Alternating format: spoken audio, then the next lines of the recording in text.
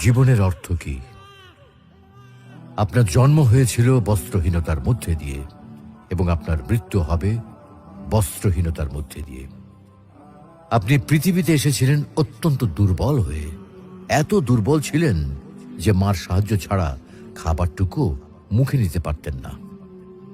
আপনি যখন এই পৃথিবী ছেড়ে চলে যাবেন তখনও আপনি অত্যন্ত দুর্বল ও অসহায় থাকবেন।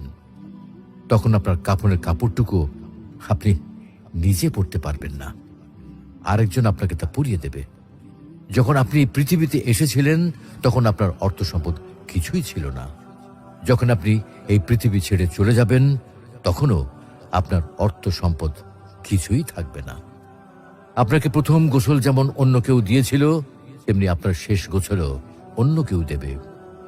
আপনি যেমন পৃথিবীতে একা এসেছিলেন, ঠিক তেমনি ভাবে আপনাকে পৃথিবী থেকে একাই চলে যেতে হবে। আপনার সঙ্গে আপনার প্রিয়জন কেউ যাবে না। এটাই জীবন। হ্যাঁ, এটাই তো জীবন। তাহলে কেন এত মারামারি, এত সংঘাত, এত হানাহানি? কেন এত বিদ্বেষ? কেন এত হিংসা? কেন এত বেইমানি?